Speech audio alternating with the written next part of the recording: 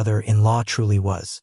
Jack had done this not only to eliminate the threat but also to test his equipment. Once the test was successful, he was finally ready to carry out the assassination. You're an artist, Norman. At the same time, Bianca was still investigating Dagon's file.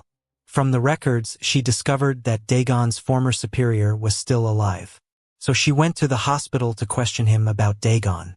But upon learning that Bianca was from MI6, the man bluntly asked her to leave. However, Bianca refused to go. It's unclear what Gary said to her, but when she returned, Bianca met with her superior and told him she had obtained new information about Dagon. Bianca knew that Dagon always operated alone, but he had someone very close to him, Gary, Dagon's former observer. So if Dagon is still alive, Gary might not be dead either. However, the higher-ups believe this is just speculation, not a lead. The woman has decided to halt the investigation into Dagon. She believes it's unnecessary to mobilize too many resources for someone presumed dead. It's better to focus their limited energy on capturing Jack. If Bianca insists on continuing the investigation, the woman will strip her of her agent status. This news was a shock to Bianca, but a golden opportunity for Jack. He sought out his friend again, asking him to take him out to sea for fishing. Thanks to the power of money, the two of them approached the island where the richest man in the world resides. But to complete his mission smoothly, Jack was forced to kill his longtime close friend. Afterward, he disguised the body to make it look like his friend was simply asleep. At that moment, the cold-blooded Jackal emerged once again. Regaining his composure, Jackal put on his gear and assembled the rifle stand.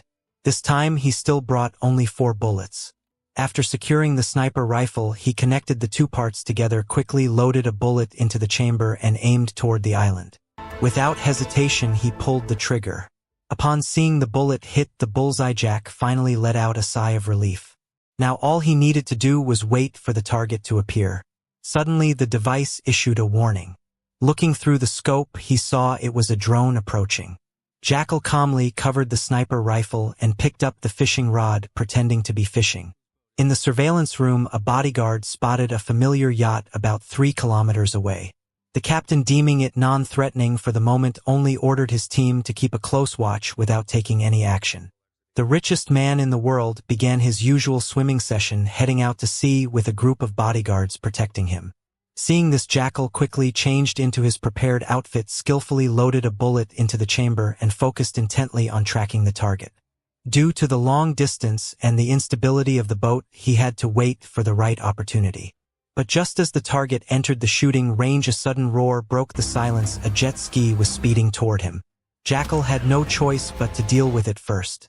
After confirming the rider was dead, he immediately turned the rifle back, reloaded a bullet, and prepared to fire again. But another warning sounded. A drone appeared in the sky. Fortunately, he had prepared for this, pulling out a jammer that caused the drone to crash. However, this also exposed his plan. Sniper rifle. Delta 1 is down. Code red! Hearing the captain's shout, the bodyguard on the jet ski quickly shielded the richest man in the world, while the others pushed him into the water for safety. Yet Jackal remained unhurried. He held his breath and watched the surface. No matter who it was, they would have to breathe. Calmly, Jackal began a silent countdown. Unfortunately, this shot was blocked by a bodyguard. Still, Jackal didn't panic. As long as the target remained underwater, his final bullet would finish the job. The richest man in the world realized he could no longer rely on anyone. He would have to save himself. He immediately dove underwater, trying to swim quickly toward the shore. But how could he escape Jackal's eyes?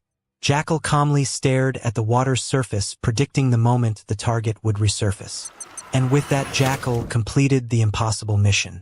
The target was dead, and what awaited next was another life-or-death pursuit. After the bullet struck the richest man in the world, Jack quickly fled the scene. However, during his escape, he encountered a police checkpoint. Pretending to cooperate, Jack waited until the officers were distracted, then suddenly accelerated and rammed straight into them. What followed was an intense pursuit by multiple police vehicles. But as a top-tier assassin, killing wasn't Jack's only talent. His escape skills were just as formidable. Jack expertly used the terrain to his advantage, weaving through the police blockade, speeding down a slope, and charging into a residential area, kicking off a high-stakes chase through the streets. Despite the police using every